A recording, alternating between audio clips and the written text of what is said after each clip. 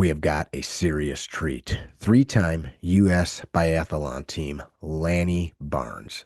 This gal is amazing. Today on Instagram, she shared a video shooting a blueberry from 30 yards from the holster in less than 1.5 seconds. A blueberry. That's about as big as your fingernail from 30 yards. I asked her during the podcast how many tries. It took 2. That's pretty dang amazing. Her and her identical twin sister were in the Olympics, and they were the greatest U.S. shooters in the biathlon ever. Pretty cool. Let's dig right in, talking about what it takes to be an Olympic champion and how those skills, how that mindset, and how living in that manner translates into life. We came up with some really crazy stories that I was not expecting, including her and her sister living in a Jeep just to get by, chasing their dream of being Olympic champions. Let's check it out. Welcome to another episode of the Carry Trainer Higher Line podcast.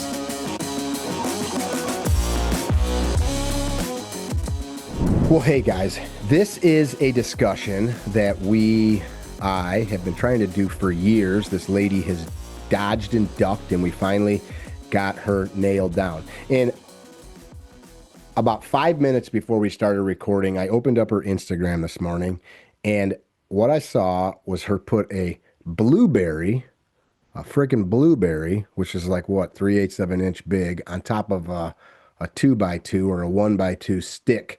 And then you walked back 30 yards and you drew from the holster and you shot a mother effing blueberry in like 1.5 seconds or 1.3 seconds.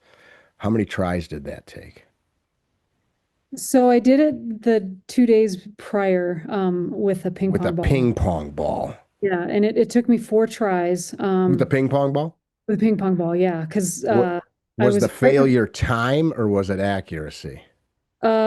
accuracy on the first two. I shot over the top because I was worried about hitting the stick. Ah, And then the third one was over time, and then the fourth one connected. And then the blueberry, because I had it figured out by then, it took me 2 tries. so you put a blueberry at 30 yards and in 2 tries, you drew and shot a 3/8 of an inch target, which I don't even know. I've got okay vision if I could, what that would look like to me at that distance. I've shot target pasters from that distance in like 4 minutes from a rest. Right. But that's pretty dang cool. So for those of you that don't know, Lanny Barnes is a three-time Olympian.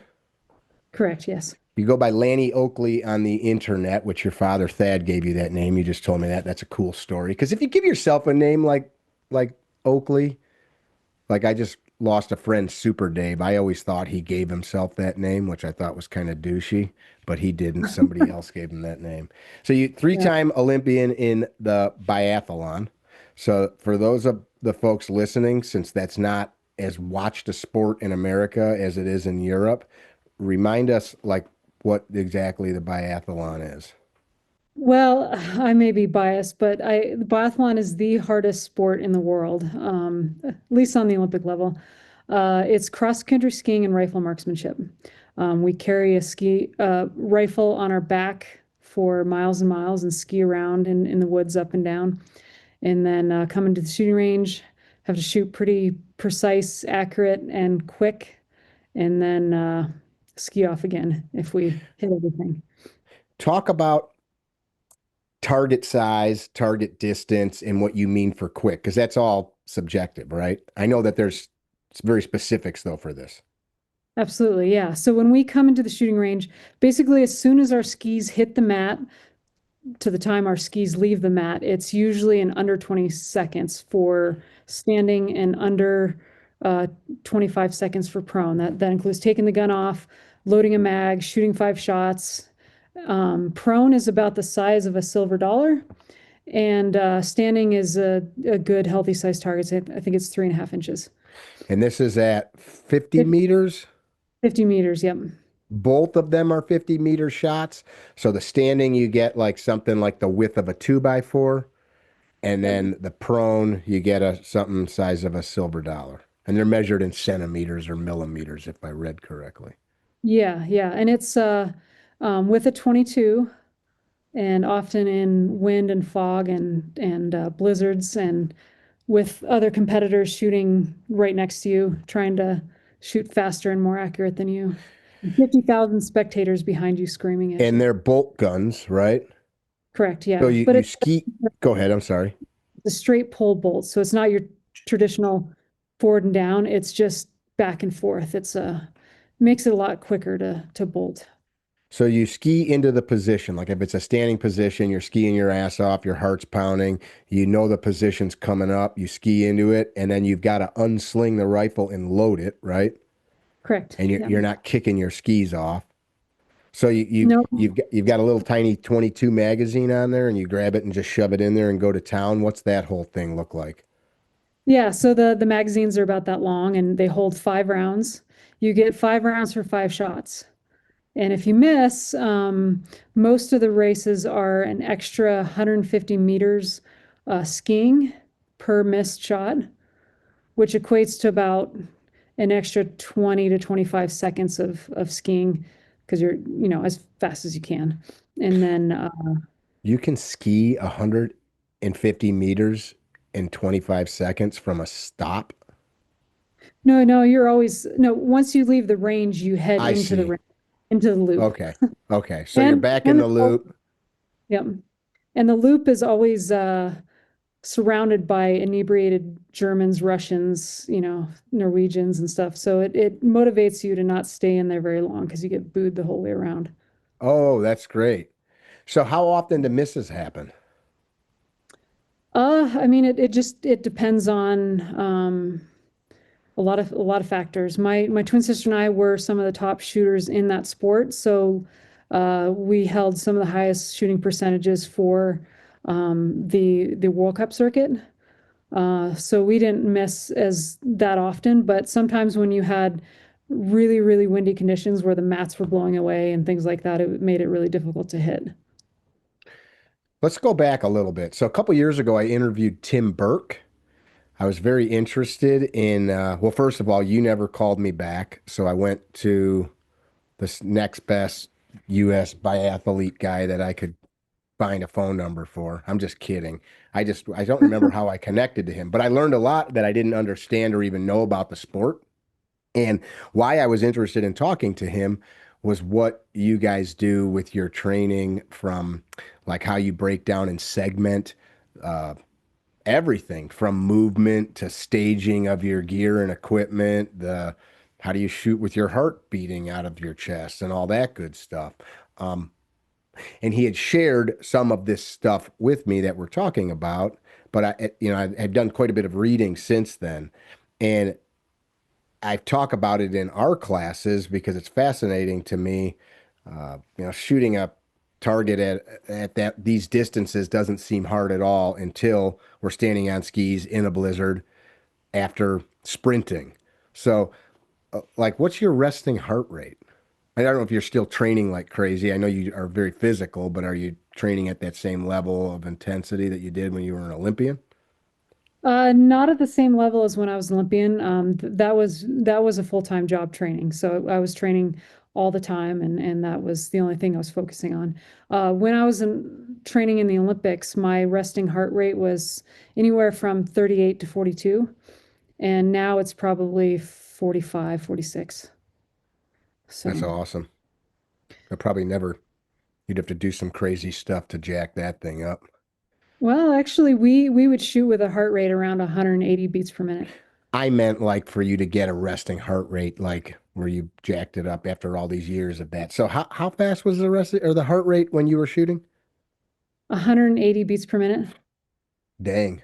So full on sprint with these skis on and then mount the gun. Uh, what's the sighting system? Is it peep sights on these guns? Yeah, they're iron sights, basically a circle over circle over circle. And the Okay. reason why we use iron sights is because if you tried to use an optic, the first breath you took in the winter would fog it up and you wouldn't be able to Sure. see. So, Sure. Sure. yeah. What does that look like as you're standing there? Is it bouncing? Are you shooting through a bounce or are you able to steady it? So if you think of an EKG, um, the lower your heart rate, the more time between the beats. So the higher your heart rate, the less time between beats. And essentially 180 is going to look like that. 140 is going to look like that. So the higher your heart rate, the less time between beats, which equates to less barrel movement. So it actually made Mm. it easier to shoot the harder you came into the range, as long as you can handle the lack of oxygen and just the feeling of wanting to lay down. Hmm. So because the beats were so close, it was the movement almost smoothed out in the sights. Yeah, absolutely. Yep. That's crazy. I never thought about that. I'm gonna have to go do some sprinting and stare through my sights and check that out. Yeah. So you guys, your dad, Thad, what I read online was he taught you and your twin sister. You have a sister. I'd have never met either of you in person that I can recall. I don't think I have. Um, Looking online, I can't tell you apart. Do you guys are both Olympians. Correct, yeah. We both competed in the Olympics, and then we both jumped into action shooting sports after the Olympics, but then she had two beautiful, wonderful children, and you know, that takes priority, so she retired from shooting. Are you guys the only twins that have ever both been in the Olympic Games? No, there's been multiple twins. They're the Mare twins, downhill skiers for the US. Okay. There's been not a lot, but there's been a few that made S- it. How many of them in the same sport? There were two, I think they were from Slovenia or Slovakia, two girls that were younger than us that were twins. I don't know 100% if they made the Olympic team, but they were on the World Cup circuit with us. Okay. Talk a little bit about the World Cup. I didn't know any of this till I had talked to Tim, but that's kind of like for you guys even bigger than the Olympics?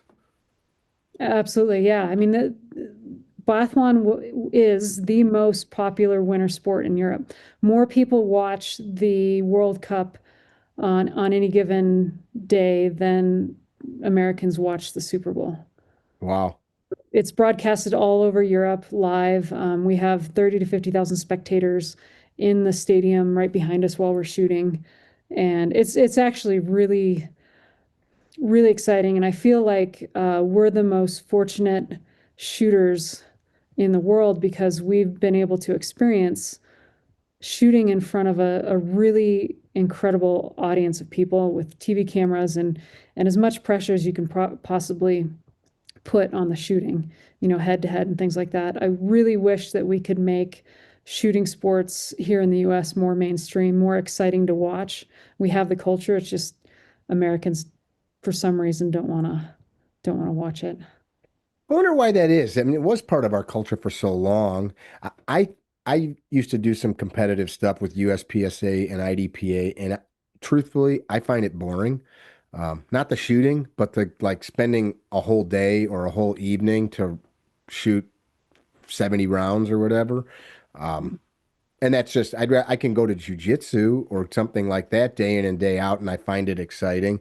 But I watch now with social media, you can open up, especially the circles that we run in, you can see match footage till your, eyeballs fall out of guys running USPSA stages. And after you watch a couple of them, unless you're watching really, really top shooters, and you know what you're watching and you're like, oh, that's really, hard what they're doing or amazing movement or whatever, it's kind of boring. It is to me. I don't know what you think about that.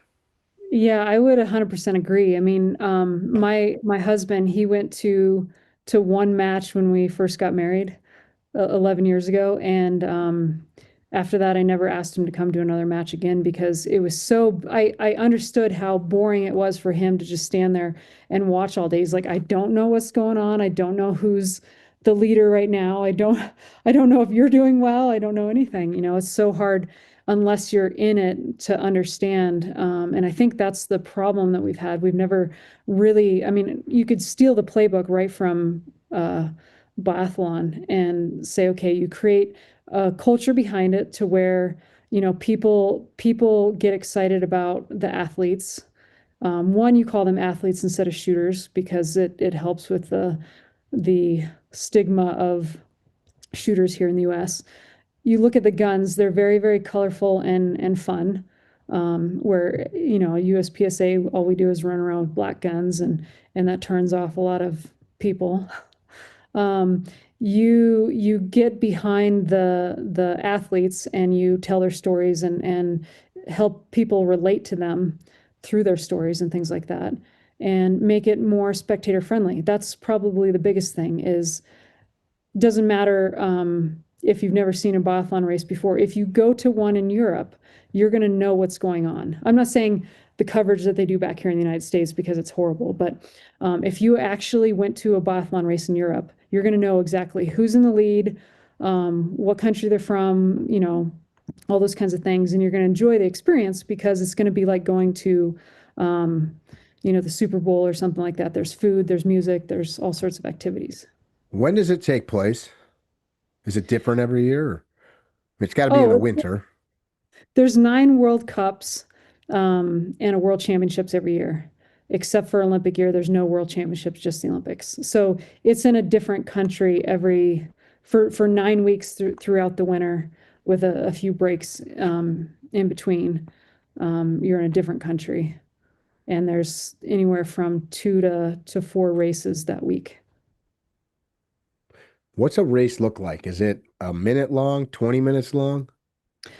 Shortest race is about 20 minutes long. Longest is just under an hour.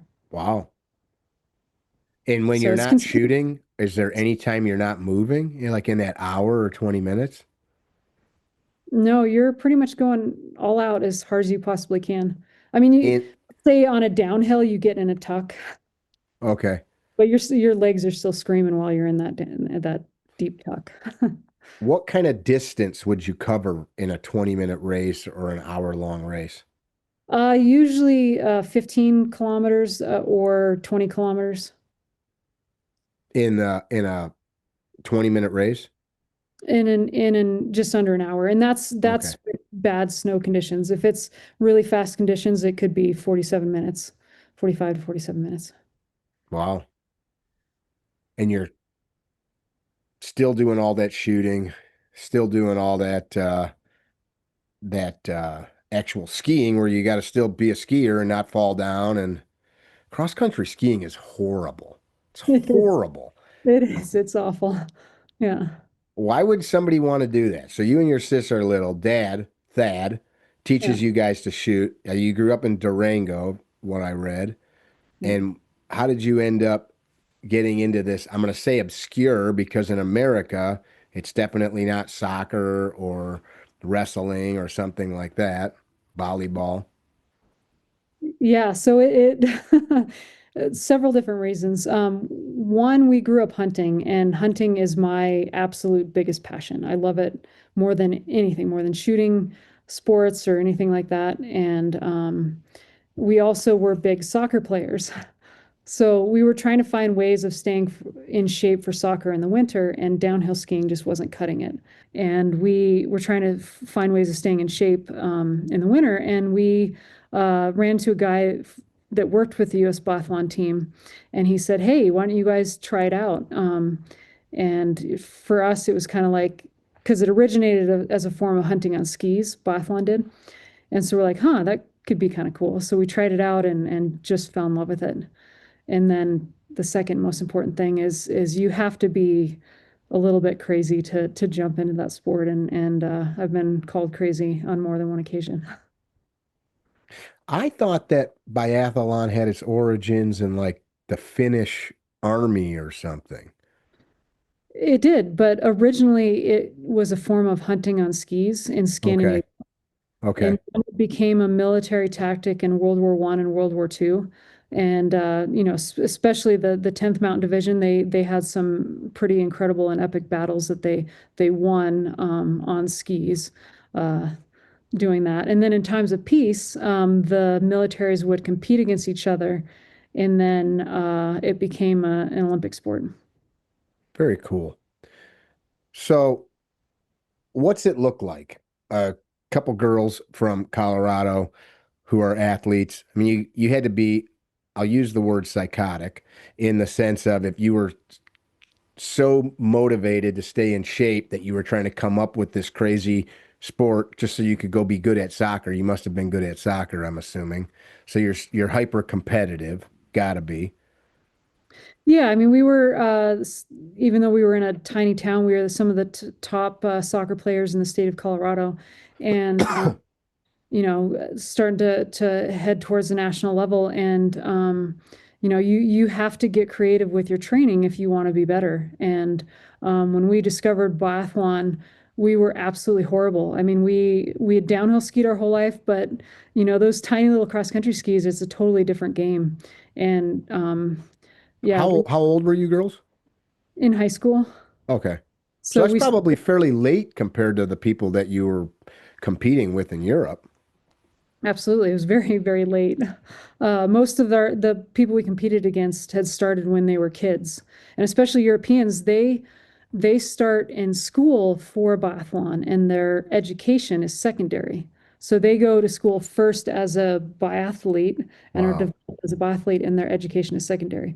So when we were when we jumped in, not only were we horrible, we we're really behind the curve with the rest of our competitors. But I think the reason why we stuck with it was because it was hard.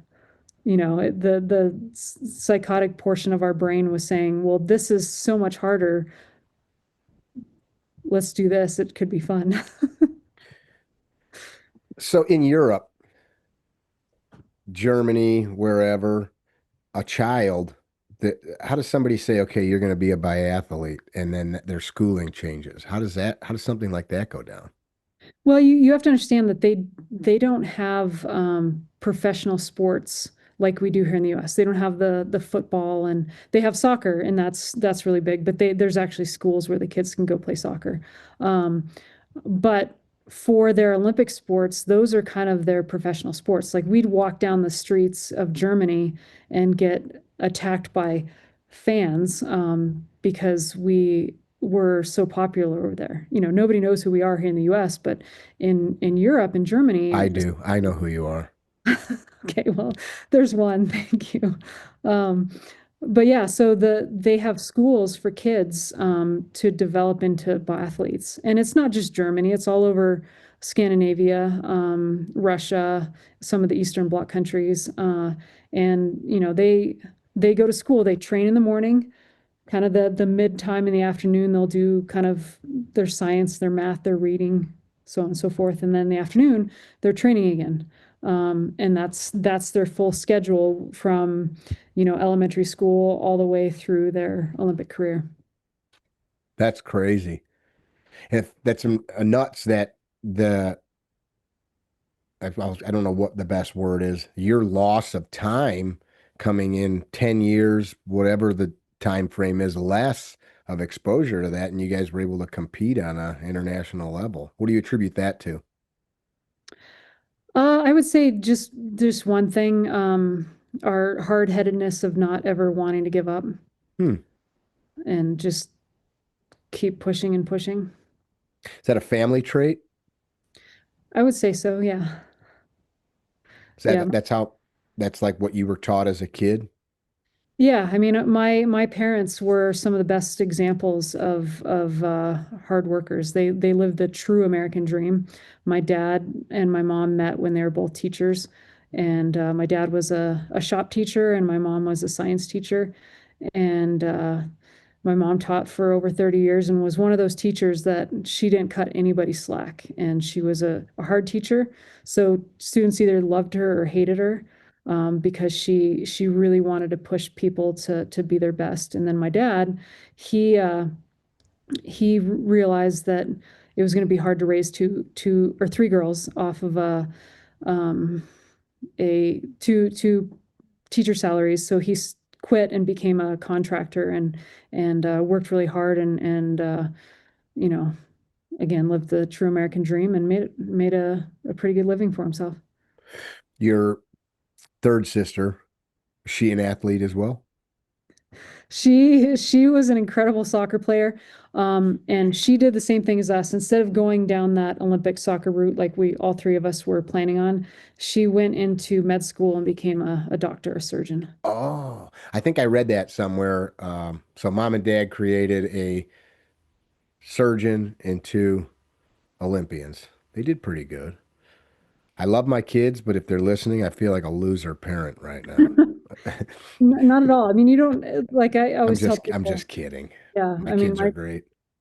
my parents they raised two Olympians and a surgeon, but it wouldn't have mattered if we would have been two plumbers and a truck driver or something. It we probably would have been, I wouldn't say the best, but just really hardworking plumbers and truck drivers, and then that was what my parents instilled in us. How was it your uh, non-twin sister? Is she older or younger than you and your sis? She's 14 months older. So how was it? It had to be an incredible amount of time for your parents raising you guys doing this sport. You don't just go to the local soccer field, right? Everything's a big deal off to some far-flung place, I'm sure, and there's probably a lot of expense. It's not soccer cleats and knee pads. Yeah, I think we grew up in a time, luckily, where it wasn't like it was now, where it was traveling excessively and huge expenses. I mean, we got creative. I mean, we'd camp out to save money. Our parents didn't have a lot of money growing up. They like I said, they did really well for themselves. But growing up, we ate a lot of spaghetti and just, we made it work because we got creative. And I think as far as the expenses go, majority of my Olympic career, mine and my twin sister, was funded by my artwork. So when I wasn't training, I would do artwork, and then my twin sister would sell it on the streets, and that would pay for a lot of our expenses. That's a segue. Talk about that. What kind of artwork? I didn't know you were an artist. Maybe I Yeah. did, but go ahead and tell me anyway. I love to do artwork. It's the only thing that can get me in a seat long enough to focus on something. Um, And so all the times when I was training and I was supposed to not be on my feet, I would do artwork. You telling me you're not focused right now? I kind of find that insulting. I'm totally focused. Okay, Yeah, yeah. No, we're good. I mean, if we were to go 3 hours, I might start tapping my feet and I'm shifting. just messing with you. So what kind of art? What's the medium? I do everything, but one thing that I kind of focus Everything you do ironwork? not yet. You do like the Japanese sand shit with the little rake? You do that? No, but if there's I will try everything before. Okay. What's your favorite? What were you selling on the street to make money? A lot of it was white charcoal on black paper. The reason why I liked it, it's a lot harder than just doing a drawing or something normally because it uses the opposite side of the brain. You do everything that you wouldn't do. And so to me, it's Oh, I'm um, thinking about that. That yeah. I got you. And then You are gonna love my chick. She's an artist and she's a crazy avid hunter. She raised whitetail and sold their seed to huge ranches. So she's like, the biology side of it. She was a teacher like your parents for years. So, and that's awesome. charcoal's her main medium. And I try and it's horrible. Like a little retarded drunk kid in the garage scratching on stuff. Yeah. Well, I'm gonna come take your class. So maybe if it's somewhere where she's around, I'd love to meet her. Yeah, yeah, yeah. So you were doing these and your sister, how would she just stow on the street and just like hold them up for money or what, like what'd that look like? She's the entrepreneur. She got her master's in business and marketing, and I hate you people. she was just business savvy. So she would go. We'd A lot of times we'd live in northern Maine when we were training for the Olympics, and we'd go up to Quebec City. And there's a lot of street vendors and stuff, and we just like squeeze in between them. I'm sure it was totally illegal, but she would just sell my artwork, and yeah, it we did pretty well doing that. So like at night, you guys are done with your training, you'd knock out a few pieces. What was the subject? What were you drawing? Anything and everything, because I knew that the people that were buying them all had different tastes. I couldn't just do what I like to do. Uh, Okay. so I did Western art, I did animals, I did all sorts of things. Did So you study that, or were you one of these people that could just pick up a brush or a pencil and just do stuff? I took one art class in college, just like a beginner art class, and the teacher ended up selling our work, which was kind of a bummer. But anyways, Wait a so no, minute. and The self-taught. teacher was selling the students art? Yeah, She had some kind of like medieval sweatshop going on at the college. pretty much. So you guys are cranking out your homework and then it's disappearing out the back door. Yep. That's a Yeah. fantastic idea. I know. I know. That's kind of like me getting students to clean up brass and then I take it to the recycling yard. Well, I mean, they produced it, so I Yeah. don't. There's, Did that's not. anybody get in trouble? Um, we called her out on it. I think she'd been doing it for years, and we called her out because she was making some pretty good money off of our artwork, and so we called her out on it. Because it's not legal to sell someone else's artwork without How did them. she how did she get caught? Did somebody like see like their painting at like somebody's house and go, how did you get that? So she'd go around to different art shows around the state of Maine. And then one time she did it in the actual town that we were living in at the time. And it was a big party with a bunch of, well-to-do people in that area. And they invited me and a couple of the other students in my class. And she had a little display and we saw all of our artwork and we're like, huh, that's Did interesting. she have her name signed to it? Um, I honestly don't remember. I don't think she did. That's crazy. How scummy. Yeah, well. The world takes all kinds. I got a little sister up in Maine. I love that state. So Maine was like the spot for training. I thought it was Colorado. Colorado, not so much because it's too high altitude and Oh, cheap. We lived in Maine, Vermont, New York, Minnesota, Utah, Montana. Um, I think that's about it. In during our career, and it depended on where the world championships were. So if world championships were at high altitude, we'd live in Utah or someplace like that. If they were at low altitude, we'd live in, Lake Placid, New York, where the training center was, or northern Maine or Burlington, Vermont, stuff like that. and this was all something you and your sister did together. Yes, we did it together, but it was also the U.S. national team would live in a different place as well. And that's where our coach was and our team was. And we just travel around together, training and competing. How long would you guys be living in one of these places? Weeks or months? Well, I mean, we'd have our stuff there, but we wouldn't really be there often. We'd maybe a month, we'd be there a month, and then we'd be on the road for 2 months, traveling around to training camps around the country or different parts of the world. And then we'd come back for a month and then, take off again. So we spent usually 6 to 8 months out of the year in Europe. And then the Wow. rest of the year we were maybe 2 to 3 months at home-ish, whatever home we had. And then the rest of the time was traveling to training camps. What age to what age were you traveling like this? About 17, 18 to 32. Oh, wow. So huge chunk of life. You were just living in hotel rooms. Yeah, all the cold, miserable places of the world, like Siberia. Yeah. How does a high level athlete take care of like diet when you're constantly on the road like that? What's that look like? So that was a huge challenge for us. One, we got really, really good at creating and making gourmet meals in our hotel room, and even just with a little hot pot and things like that. We also there were times where we had a nutritionist, but usually they were kind of wacko.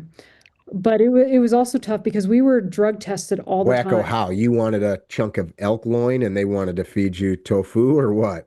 Well, I just remember this one kid, he was German, and after our longest race, both the guys and the gals, we came in after our longest race, and having burned a ton of calories and really, really hungry. And he had a bowl of broth with maybe like 3 or 4 carrots in it and a little couple pieces of it. And I remember actually Tim Burke, who you interviewed, he took the bowl of broth and chucked it across the room, and we all went out for pizza. So, So he was out in this race with you, yeah, the guys just had a race. raging hungry and just like, what the hell is this? That was, and he said that was the only food we were going to get after that race. And What so, was his thought process? I mean, he had worked a lot with um, road bike racers, and they're really, really weird about their nutrition and stuff like that. And we actually burn more calories than those guys do because we're in the cold for one, and we're hauling weight with us, and just anyway. So it is a little bit different. You kind of have to cater the nutrition to each individual sport, and so anyways, I don't know what he was just kind of crazy. So you guys came up with solutions to eat. I not at all in the same capacity, but I travel like crazy, and that's sometimes hard. We've got my favorite thing. One of my trucks has a 120 volt outlet in the bed, and I built a box for a crock pot.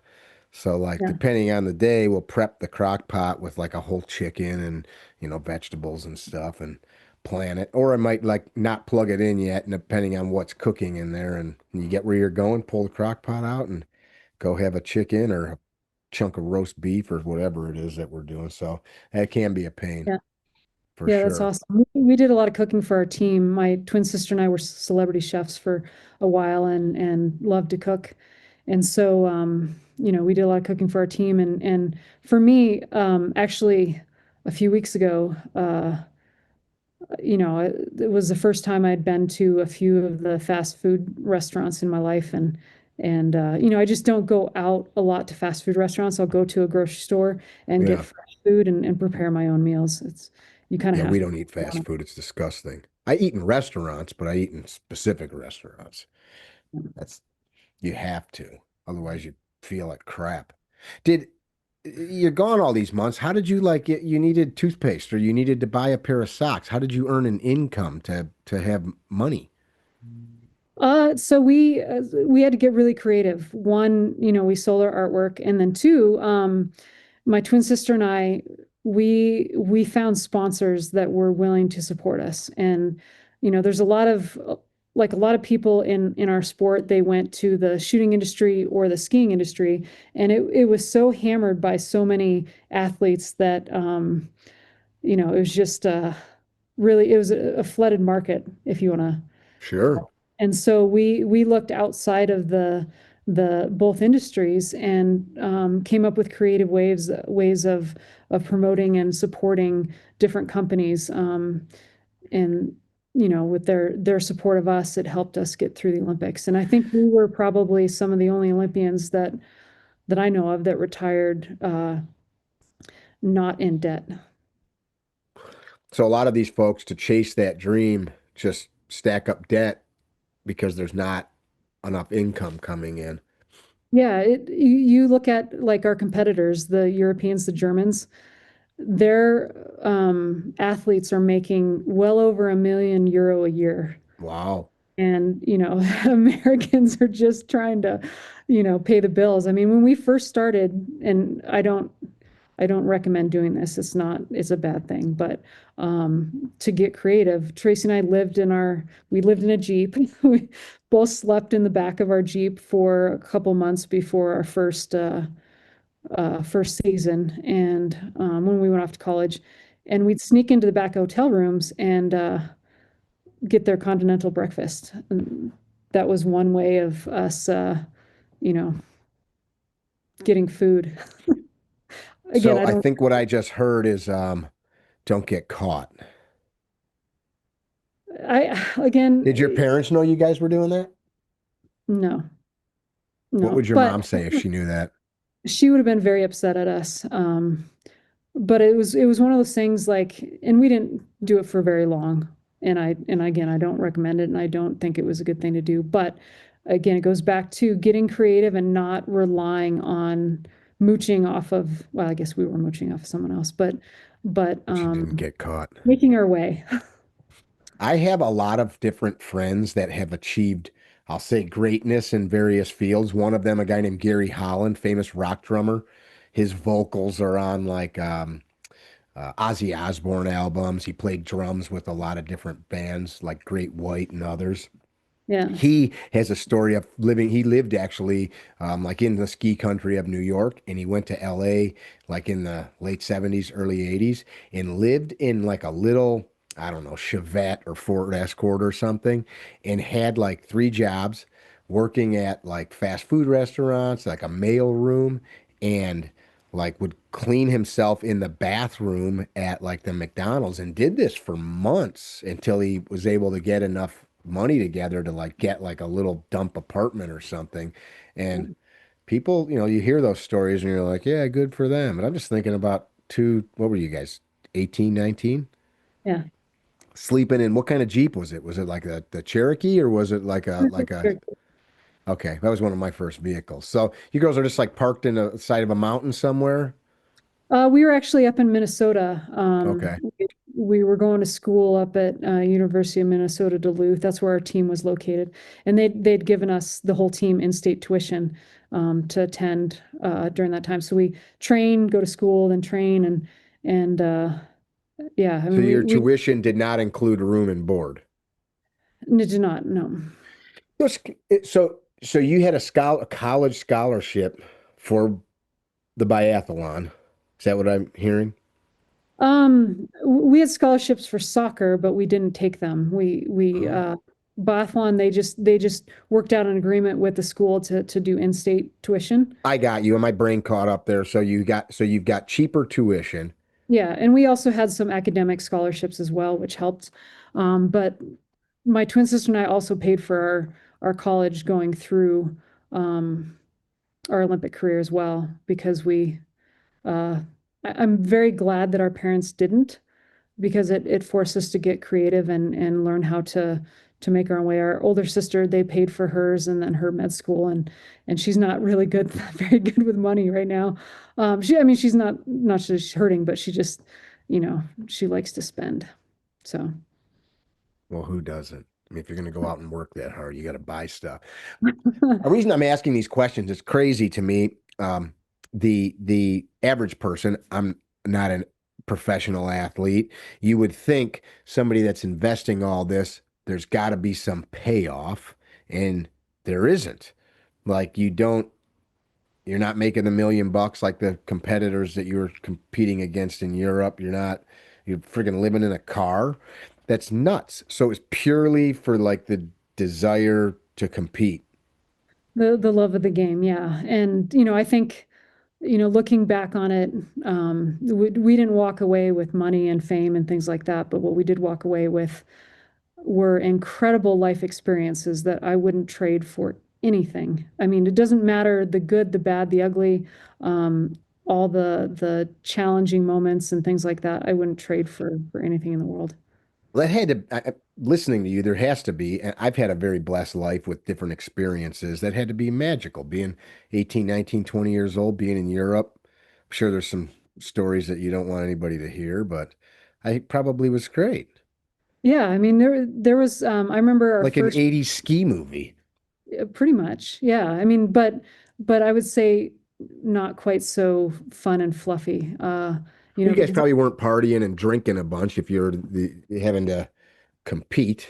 we skipped out, well, I don't know if it's fortunately or unfortunately, on all of the drinking in our younger years because I mean we were competing. You can't afford to do that. And I remember once we had first turned senior athletes and we went over to Europe. We didn't make the world championship team that year, and they said, okay, well, you have 2 weeks of racing and that's it.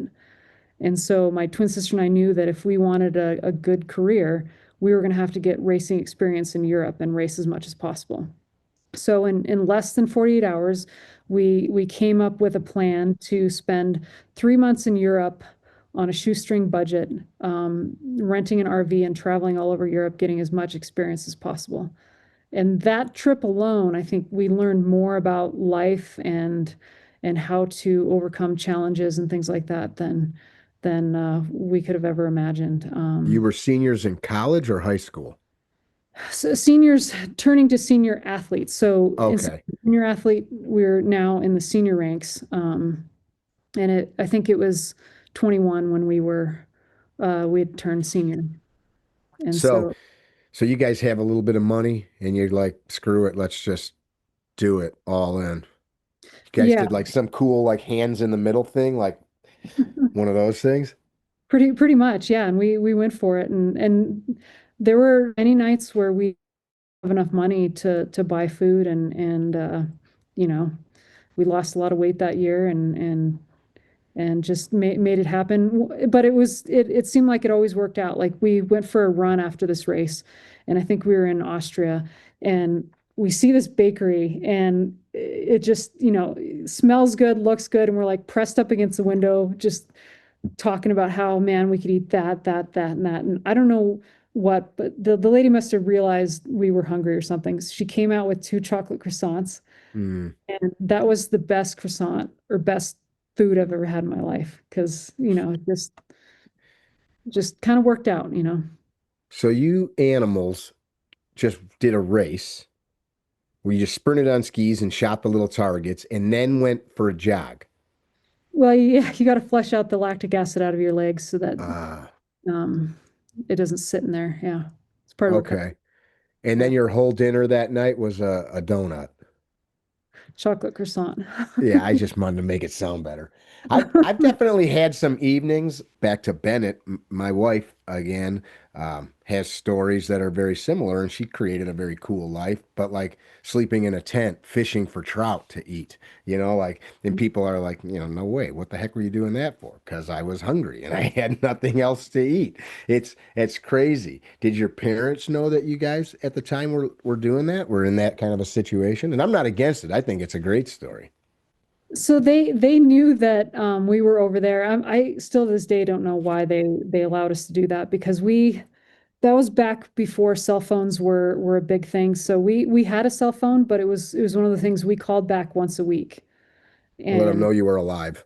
let them know we were alive. And I mean, it was basically two girls. We had a paper map and we drove around Europe and up and down some roads that we shouldn't. We got stuck What did this in. RV look like? How big was it? It was a small one. uh, it. But it I could mean, handle these snowy roads and stuff. not really. But you But guys, yeah, so it was, you understood all that stuff. yeah, we drove in some of the most miserable winter driving conditions on the planet, all over the world. And my twin sister especially became really, really good at driving in those conditions. And so oftentimes she would be driving instead of our coaches, she would be driving the team No from shit. because we all trusted her and not our coaches.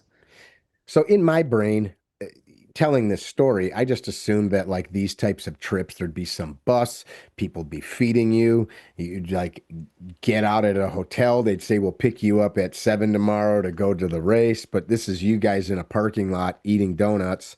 And then, so you didn't have to be on like a team for some of these things. You could just enter the race because of your race status or your prior experience. So these races that we did were lower level races. It would be like staying in the US and then traveling around to state level um, Okay. races and stuff. But we obviously the competition was much better and higher level in Europe. So we knew that if we wanted to be the best, we had to go where the competition was and do as many races as possible. So that it wasn't World Cups. You have to qualify to compete in those World Cups and things like that. And that year we had only qualified for 2 weeks of World Cup racing. So how did you do in all of these lower level races against the Europeans? Really well, actually. I remember there was a German Cup series, and it was the first time an American ever won the German Cup. That Uh, had to be pretty amazing. Hey, Germans suck it. well, I attribute a lot to we had a psychologist at the time that we had been working with him, most annoying man on the planet. We actually hated him when he was working with us, but he'd get into the stadium where we were training and he'd just get on the loudspeaker and he'd say over and over, Barnes, Barnes, Barnes, Barnes, while we were shooting. And like I couldn't stand it. Like I just wanted to wring the guy's neck because it was just annoying. It was hard to focus on the shooting, and he was always trying to get into our heads. And during that German Cup series, I started winning all the races, and I won the first 4 out of 5 races. And the fifth race, I come into the shooting range, and the announcer was like saying my name and like just trying to get into my head. And I get to the finish line, and they're like, how did you overcome that announcer and whatever?" And I'm like, "What announcer? I never heard him." And he had helped us learn how to tune out the noise in the crowd and things like that, things that we didn't need to hear. And it really helped me, and I won that fifth race. That's super cool. Yeah. What a dichotomy. You guys can't afford food, but you've got a psychologist working with you. That was provided by the U.S. Olympic Committee. So he I'm worked. just saying, like all these weird, you've got resources that basically a doctor can come yell into a microphone, but somebody can't put together a budget for some ground beef. Yeah, yeah. I mean, but that's the Olympic Committee. It's, Hmm. one of the most corrupt organizations on the planet. And the most that I ever received from the U.S. Olympic Committee, and this was after winning, lots of European races and stuff like that, was 7,500, and that was supposed to cover all of my expenses, all my food, all my travel, everything. And that was the most I ever received from the U.S. S- Olympic. So, as an Olympian, you're better than anybody entitled to talk about it. What do you mean they're corrupt? I've never heard that. I don't know much about it, the way that the inner workings of the government of the Olympics works. Yeah, well, I mean, I mean, we could talk about this for a long time, but the um, International Olympic Committee is basically ran by 2 or 3 families in Switzerland, and they get all the money from it. And then U.S. Olympic Committee is very top heavy, and very little funding actually gets to athletes. So you think of Michael Phelps, the most money he ever made from the U.S. Olympic Committee was 7,500 as well. So Wow. yeah, and it's just one of those things that they've kind of scratched the surface of it. But if you've seen the movies, documentaries, Athlete A and Weight of Gold, I'm gonna write those down. yeah, it barely scratches the surface of some of the issues that are present in the U.S. Olympic Committee. So, who's making all the money? Executives and different corporations and things like that. Okay. The Very three interesting. families in Switzerland that Okay. So you spent all these years involved in this sport. Did you get to cross train with other Olympians? Was there any type of a dovetail or a synergy where it was like, hey, this makes a lot of sense, or let me go see what these guys or girls are doing? Yeah, absolutely. We lived at the Olympic Training Center in Lake Placid for a while, and so we'd often go out and train with the speed skaters and luge athletes and just different Because athletes. they've got to be able to pump them legs. Yeah, yeah. And so we did a little bit of cross training with them and we jump in Ironman races together, like not the Ironman, but the local level Ironmans in Lake Placid and stuff. Did you guys just crush those? Not the swimming part. No. So usually what we do is we do the team event because So you guys would steal an Olympic swimmer to do the swimming portion of it? pretty much, yeah, because we weren't swimmers. There's some people on our team that were good swimmers, but my twin sister and I, coming from Colorado, we're typical Colorado girls. We like to be on dry land. Yeah. And anytime that the water is open, it's still 38 degrees, especially when you get up in the mountains. That's funny.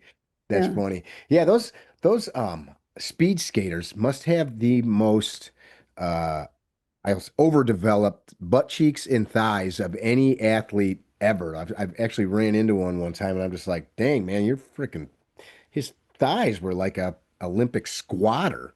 Right. And they have to get custom pants made. And Really? the worst thing is they always go the same direction. I can't remember if it's counterclockwise. Oh yeah, yeah. So one side of them is way overdeveloped than the other side. And so they get all sorts of back issues and things. Oh man. And their pants, like they have to make sure the pant fits the one leg that's bigger because, you know, uh, That's a good segue to this other. These are questions I think about all the time. So yesterday I was a guest on a podcast with a friend of mine named Matt Little. Matt was an SF soldier, SWAT cop from Chicago. He's a USPSA GM. Great yeah, guy. Um, I know, Matt. oh, you know Matt? Yeah. Okay, I've known Matt for a decade or so. He's from out by me here, and conversation he and I've had for years. I think he might have been the first podcast he was a guest on. Might have been mine about 10 years ago. Immaterial to my point. We're talking about this idea of like overtraining certain things um, with this with the goal being to be able to protect yourself, which isn't what we're talking about with the Olympics. But I've blown up my elbows, tendonitis, blown up my wrists, my hearing's trashed. Even though you got hearing protection, you're around guns all the time, it's still abusive. I've had high lead levels, et cetera, et cetera. And it's like easy to lose sight of things. Like I don't want to overdevelop half my lower body to what you're telling me, probably not make any money and like eat donuts for dinner after working my ass off. What drives you to do that?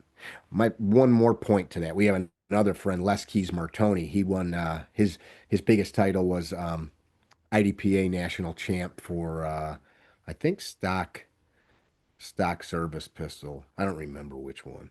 Great guy. He always called it chasing the dragon, and he'd always chat about it from the like chasing like those kinds of shooting trophies. Like, and even when you catch it, it's going to burn your ass. There's not. That was always like the dragon's going to turn around and blow hot fire on you. Anyway, Yeah. I leave it to you.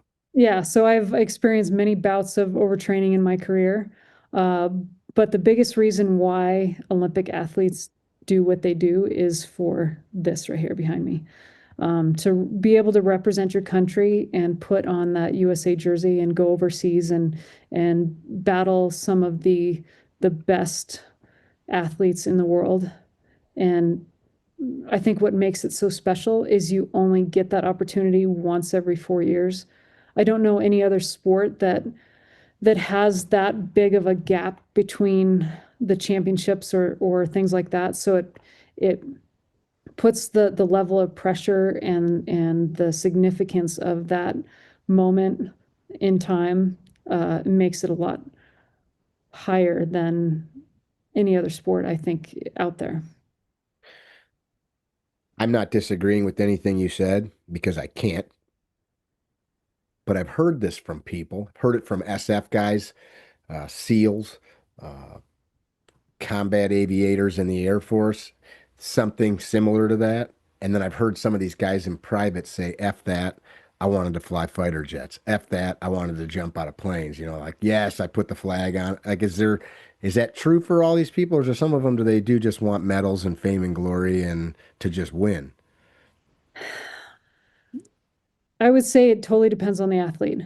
We had some teammates that were in it just for themselves and their own glory and things like that. But for me, being a twin, I'm motivated a lot different than other people. I was born thinking about the other person and trying to put the other person before myself than most normal people.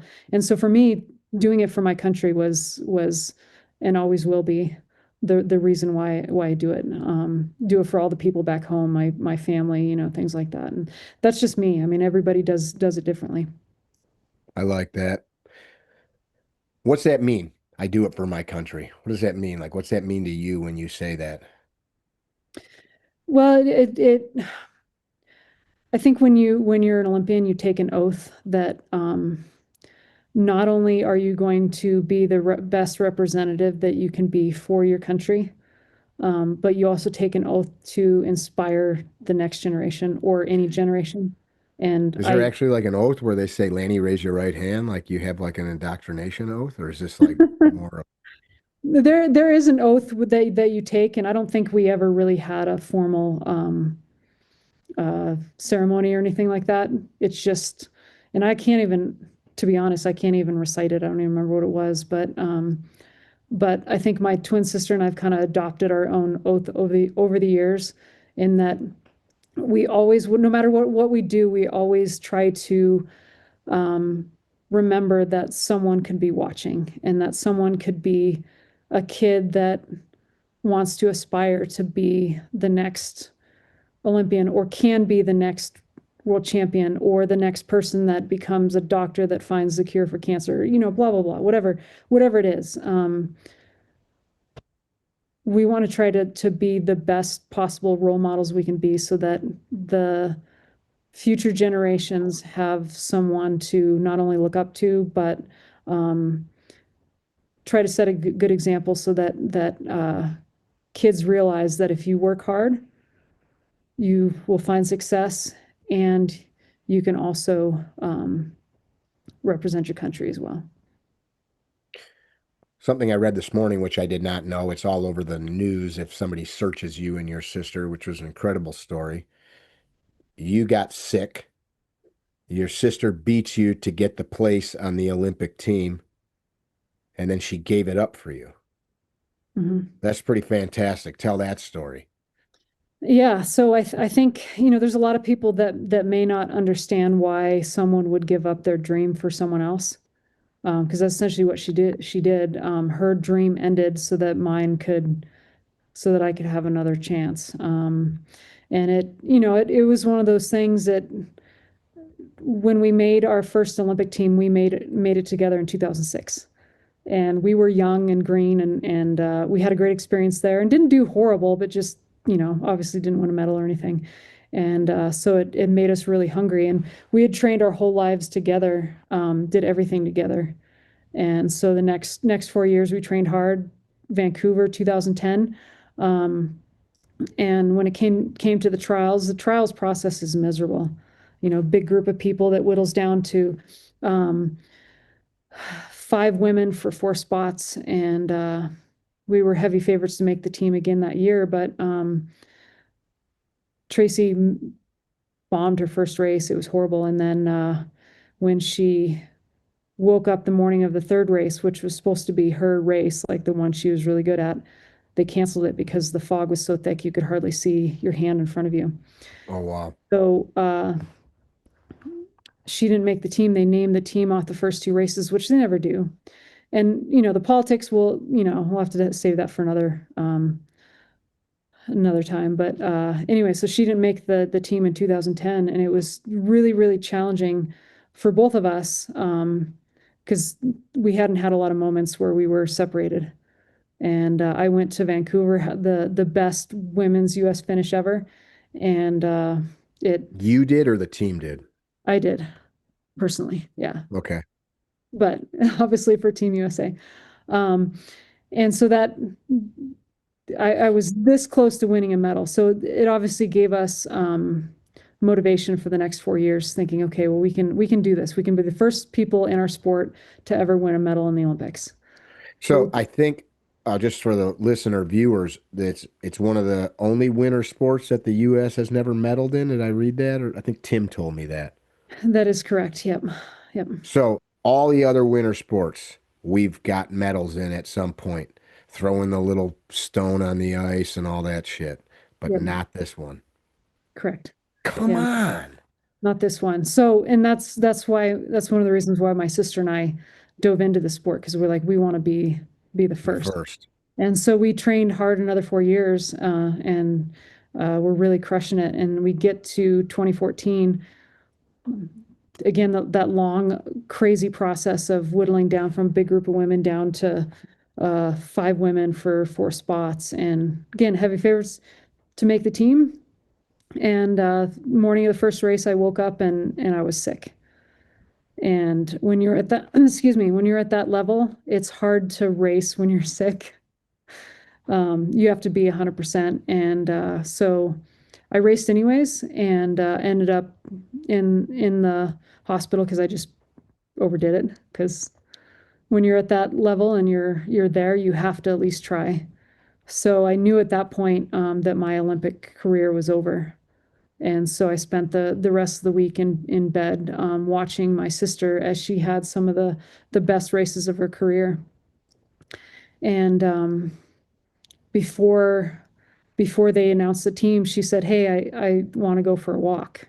And I said, "Okay, well, I'm on my deathbed, but sure, Tracy, let's go for a walk." So we went for a walk in the mountains and came back and they announced the team. And when they announced the team, she stood up and she said, "I decline my spot on the team."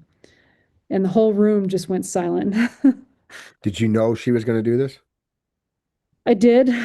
She had on that walk, she had told me that's what she was going to do, and we argued for quite some time because I didn't want to take her spot. You know, she had earned it, and 4 years prior, she had missed out on her opportunity to make the team because of something that was outside of her control. And she's like, you know what? I've been in this exact situation. I know what it's like to see your dream just fade away for something outside of your control. And I want you to go and represent our country. Up until that point, I'd been having a phenomenal year. And so she, and you know, my sister's really stubborn, so I couldn't argue with her. She had And made up her mind. she'd made up her mind. Yep. And it wasn't going to be any other way. So what was just a little tiny, what we thought tiny decision between two twin sisters ended up being a international inspiration, and she won a award from the United Nations for her fair play and giving up her spot. That's fantastic. Yeah, inspired a lot of people around the world, and yeah, so obviously amazing, wonderful sister, and I'm going to spend the rest of my life trying to pay her back for that. How does it make you feel? I'm sure you've told the story a million times. How does it make you feel all these years later, 10, 11 years later, to think about it, walking on the snowy trail, hearing that from her? You know, it was one of the biggest life-changing moments for I think both of us. You know, it's one of those things. It's hard to relay to people what it's like for twins and the relationship that twins have and what we would do for each other. And you know, it just there isn't anything that I wouldn't do for her and anything she wouldn't do for me. I love that story. That's a cool story. One day when you guys are dead and gone, grandkids and great grandkids will be able to tell that one. That's a cool one. Is that flag something significant besides the fact that it's our flag? Yeah, absolutely. I think it's you know, it's a symbol of hope, a symbol of people that have never given up and fought for a better world, a better country, a better way of life. And I think there's a lot of people out there that have forgotten what this symbol behind me stands for. And I really hope that the things that I do, and I know you do it on a daily basis. You inspire a lot of people to lead better lives and better themselves. But I hope that you know, we can try to reach other people that have lost that appreciation. Thank you for saying that. It's an interesting thing that it seems like when you say what you just said, how you said it, it seems very easy. You know, I appreciate this, I appreciate that, but it's so easy to just get mired down. This morning, I had to get up early and unload a trailer and then run home and change to do this. Like you just get busy with stuff. There's road construction. I'm annoyed with it. They got the road closed. It's easy to not appreciate. That's a choice. Like training your ass off like you did or like you still do is a choice. Mhm. What do you do now? So I recently just finished 3 years out in Nevada, working on building up a range out there called Staccato Vegas. And now I am diving into going back and developing my career as a competitive shooter and teaching a lot of courses to women, military and law enforcement, and things like that. My twin sister and I taught, after we retired, we taught a lot of military and law enforcement, a lot of the skills and things that we developed over the years on how to shoot with an elevated heart rate and under stress. And, I feel like the skills that we learned are things that um, we owe to other people to pass along those skills. What does what you did in the biathlon, how does that translate to a person walking around on the street or a copper? Like, how is it at all the same? It's when you break down physiology and psychology, it doesn't matter what situation you're in, your body reacts a certain way, just different levels of intensity. So let's say a law enforcement officer is in a situation where they have someone firing at them and they're firing back or something like that. Um, their fight or flight response will kick in, right? And it's no different than, let's say, when I'm uh, at the Olympics, shooting in front of 50,000 people, trying to hit a target. My fight or flight response, the adrenaline, all that kind of stuff kicks in. It's just two different levels of intensity. The body's doing certain things that you can or cannot control. And there's certain things that you can control, and there's certain things that you can't control. The things that you can't control are your heart. And thank God you can't, because if you could just stop your heart all of a sudden, then, it wouldn't be a good thing. It's a automatic response. Your heart just beats on its own, but you can control your breathing. And most importantly, you can control your attitude and what you're thinking at any given moment. And your mind can control a lot of things that happen in your body physiologically. And if you're able to control your mind, then you can do anything. I dig that. How are you received from a bunch of like strong dudes in uniform when they see a blonde chick come out on the range with the my liner on? Are they like, what the hell is this? It, I think we've been very fortunate and had worked with a lot of really great people. I think there's been a few that have, it's taken some warming up to say, let's say, because they look at a 5'3" blonde and say, how can you help me? How can what you've done relate to what I do? Because it's so completely different. Hmm. And I'm not trying to go out and say, oh, I'm an expert in law enforcement or getting shot at or things like that. But I do have a certain skill set that may or may not be able to help you in your line of work. That sounds like the beginning of a Liam Neeson movie right there. I have a specific skill set. You could just start with the Yeah. ping pong ball thing as you just start the class. I have a friend from town here. She was a D1 basketball player, Olympic hopeful. Something happened to her knee. Her name's Lisa. And for years, she would be hired by coaches, men's teams, to help tune the guys up. I don't know basketball, but she was really good. Like her percentage of field goals was like off the chart. So she'd go to these uh, practice sessions or whatever to do whatever it was she was hired to do, and guys would like not want to learn from her. And she would introduce herself while walking the whole 3-point perimeter, having the coach feed her balls. She'd give him like the ball cart and just say, "Keep throwing me balls," and she'd walk back and forth and sink like 23 pointers while telling them, "Hey guys, I'm Lisa. I'm here to do this," and just like keep swishing balls in for 5 minutes straight. That's, I can just imagine. So Bennett, who I've talked about a few times, if you look at her, even if she was an Olympian, I've seen guys.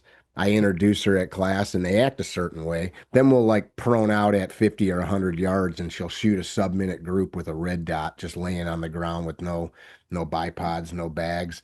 And these guys are shooting, frickin' 12-inch groups at 50 yards. And it's like, I told you, I told you to listen, but you wouldn't listen. It usually ends up differently later. And then she usually makes them some delicious lunch or something, and then they fall in love with her for real.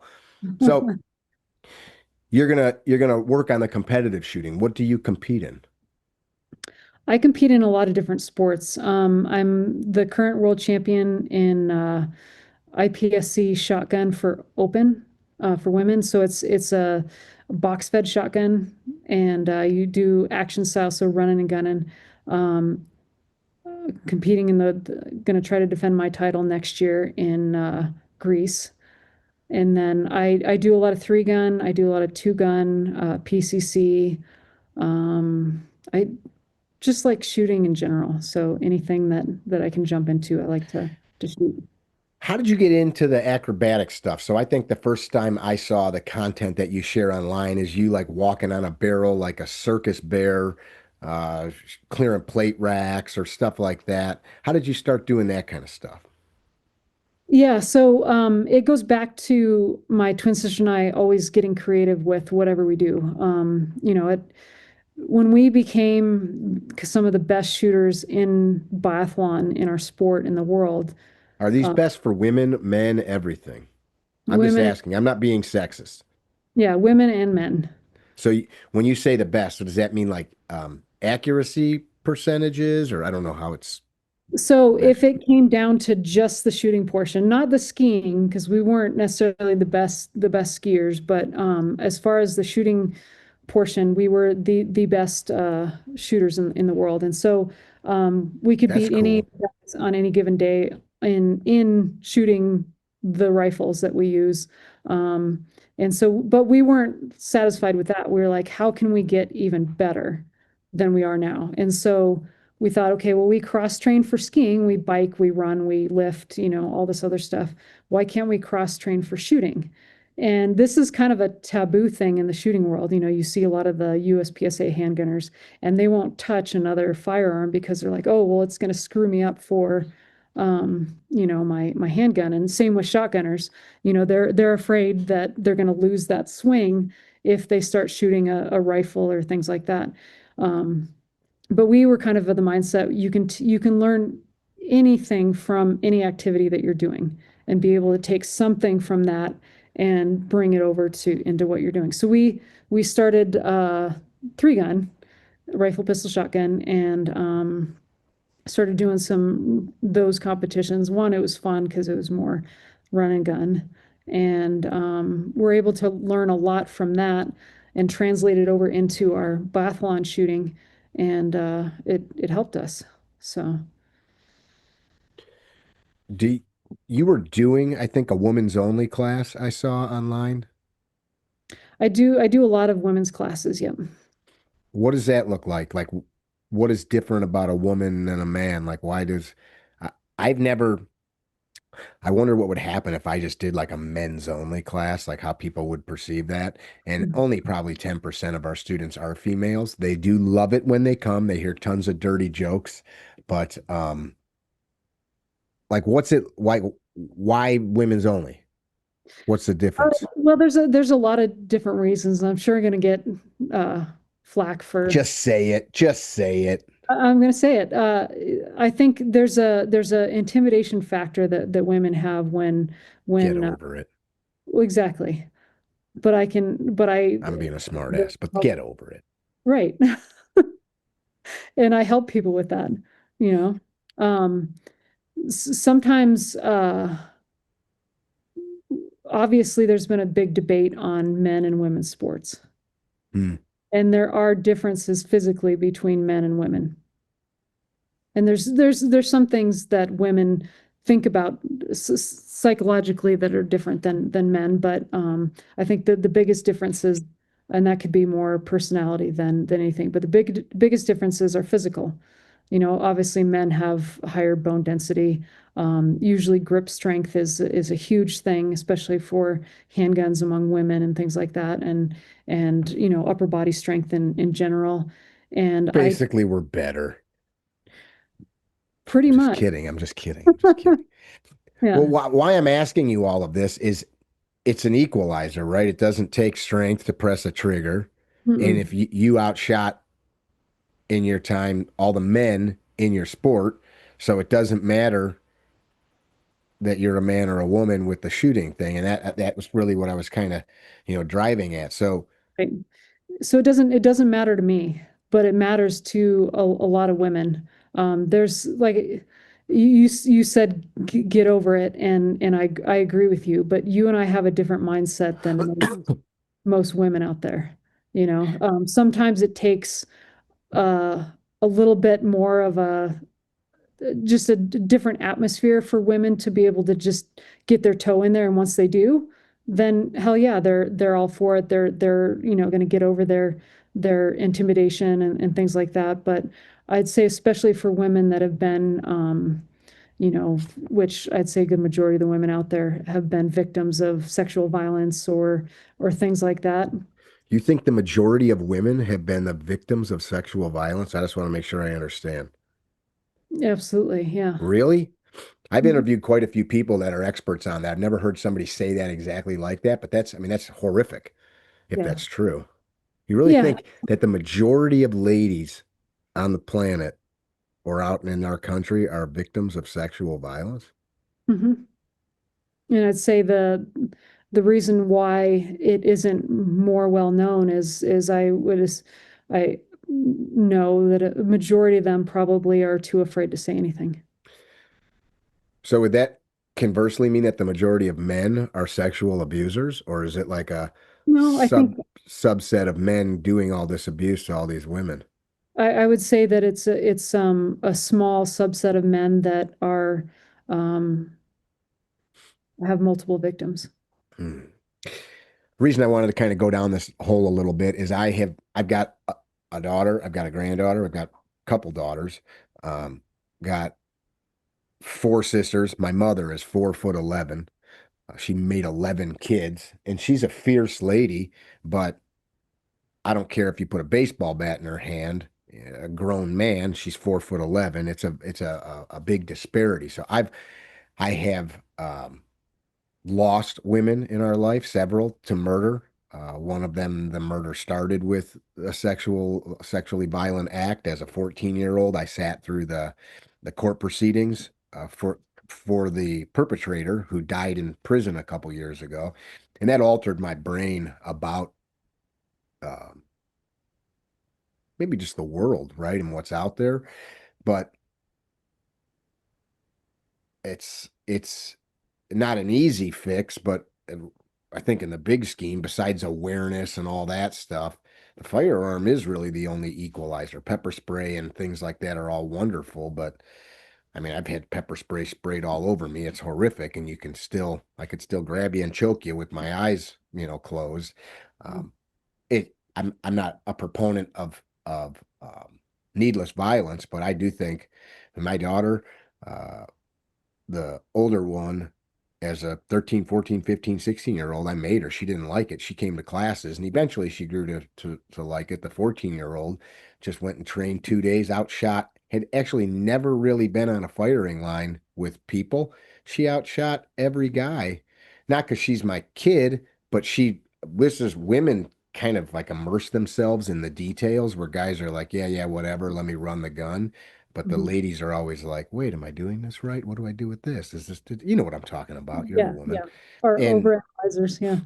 I don't even know if it's over. It's just, well, they told me to do this, so I'm going to do it, right? Like men make a recipe and they're like, yeah, whatever, dump this in, dump that. And the woman's always like, it said a quarter teaspoon, it said 1 ounce. And you go by the list. And it usually gets a good result. So I oftentimes, the people I see doing women's only classes, and that's not a knock on anybody. I'm asking so that you talk about it. Often, like dumb stuff down, women are usually far more capable in a short amount of time as shooters. Like if I took a dude that never shot and a woman that never shot, and I had two pistols or rifles that were matched to them and all the things were perfect, by the end of the day, the woman's probably going to be a better shooter, especially from a safety standpoint, than the guy. And oftentimes, the people doing these women only classes, they treat these ladies like they're inept. And then they go do this thing for a day or two or for a half a Saturday, and they're doing scented candles and freaking muffins and shit, and they're trying to make it like about girl stuff, and it's like this isn't about girl stuff. It's about shooting guns, and you are a girl. You know what I'm Yeah. saying? Yeah, So I I just would say wanted, complete opposite for me. I feel like I can work at a much faster pace in a women's only class because I would say women have a much healthier respect or fear of firearms, so they're more apt to pay attention and not have this preconceived notion that yeah, I can do anything. And right. the physical differences, for one, guys can get away with a little bit more sloppy technique because they have that bone mass and that structure, and they have more mass behind the gun. Where women, they have to do it correctly because Mm, you're going to get pushed around, and because you're weaker. in a lot of ways, yeah. And the beginning of the year was my one of my proudest moments out at Staccato Vegas. I started working with this lady, and I can't remember if she was 79 or 82, somewhere Oh, between. that's cool.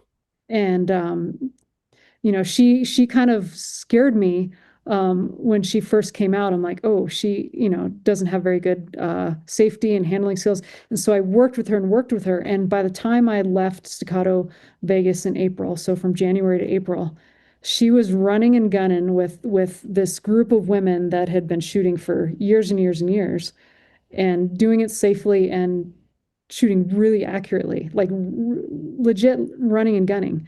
And for someone of that age to be able to do that, it just says a lot. And I think that it doesn't matter what your age is, as long as you're willing to um, one, listen to instruction and then take it and use it to get better. But yeah, I mean it women, I think, have that ability to learn at a much quicker pace. So I tend to push oftentimes the women in my classes a lot faster than I would if it was a co-ed class or a class just with guys. So what you're saying is guys suck. She No. said that. Not at So all. so if can somebody like reach out, find you, and set up a class, women, men, whatever? Yeah, absolutely. Yeah. I have a website, lannyoakley.com, and my email is lanny@lannyoakley.com. And my twin sister and I, we do a lot of law enforcement, which is mostly men. We do a lot of women's classes as well. But yeah, I mean, I like to Do, teach everything. when you go to a law enforcement class, what is it that you're teaching them? What are you passing on? Of course, you don't have a bolt action 22 and skis. So what is the material? You shooting a handgun? You shooting a Uh, rifle? we're usually doing ARs and handguns. We'll do, Okay. and we're teaching them how to control the physiological responses in their body when they happen. So if they get in a stressful situation, what to do and how to handle it so that they can remain calm and be able to one, still get accurate shots if they need to, and or diffuse the situation to where they don't even have to pull out their firearm. Are you doing things to get their heart rate accelerated in the training? Yeah, Hmm. very cool. Can you Yeah. do cool stuff with an AR like you do with the pistol?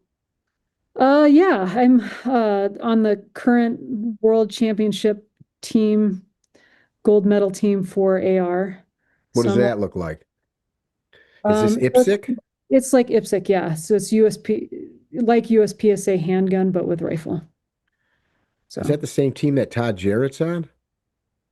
Or is he well, on? he's on the men's team, I believe, but I think he was on the senior team. I can't remember which I team. think he won. I don't know. Let me rephrase that. Not the same team. It's at the same sport. I think last year he won like the world shoot for seniors, probably. Yeah, yeah, and he's a good shot. Yeah, So basically, it's just like a USPSA stage, but with an AR running correct. around, farther targets, probably some of them.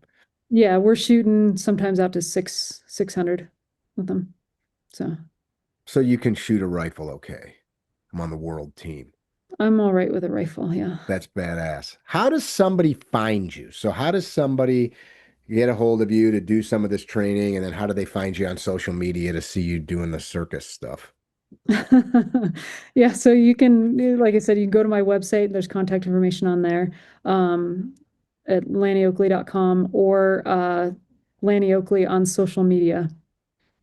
Can you spell all of it, please?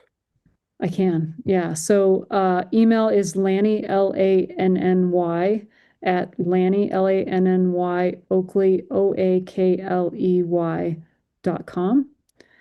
And then same with social media, it's Lanny underscore Oakley. Can your sister shoot a pistol and rifle like you do? She can, yeah. So she competes as well? No, she retired. She after the Olympics, we jumped into action shooting, and she competed with me for a few years, and then had two beautiful, amazing kids, and those obviously take priority. So Sure, of she course. retired. They got to eat and all that stuff. But I Annoying. mean, they're amazing little kids. I love them to death. How cool to have a mom and a identical aunt that were Olympians and can like shoot grapes at 30 yards in a second and a half. That's pretty dang cool. Yeah, they call me second mommy because they when they my twin sister and I. They can tell you guys apart though. Now they can, yeah. But when they were young, I'd go into the room and they'd be screaming and crying and they'd be like, "Mommy, mommy," and I'd grab them and they'd calm down and then they'd look over and they'd see their mom and they'd be like, and start crying and it went back and forth. It was so much fun. Do We your were voices sound the same? similar, yeah, very similar. We Close can, enough that you're tricking kids. yep. I like it. I usually ask folks that are on the podcast parting words, the people listening, the people watching. If you never met them and this was the last time they'd hear the sound of your voice, what would you leave them with? I would say you can do anything you put your mind to as long as you're willing to put in the work. What if I wanted to fly like Superman? You can do anything you put your mind to. God dang it. Yeah. I mean, it may not be flying like Superman, it may be using some sort of motorized thing, but if you want to fly, you can fly. You truly believe that? You think that like could I beat Michael Jordan in a one-on-one game? I'm not being a smartass. I absolutely 100% believe that. If you are So I'd willing, have to take him then- out at the knees, probably. no, if you're willing to put in the work like he did, Sure. I mean, obviously he had some natural talent, even though he got cut from his high school basketball team. If you're willing to put in the work and the effort, but that's the problem. That's where people fall short, is they aren't willing to meet someone at that level. You know, that to truly put in that same kind of work that you need to get to there. I like that. That's something we talk about in the jiu-jitsu. Your desire doesn't even shooting too, it doesn't just make what the other person has done disappear just because you want it. Like you can't just disappear all of my work or your work. Is there anything you'd change in all these years? Is there any big regret if you could change one thing? You know, I wouldn't. I've had some very horrible and unfortunate moments in my life, and I wouldn't change a single one because I learned so much from them. I like that. Let me rephrase that question. You have to change one thing. What would you change?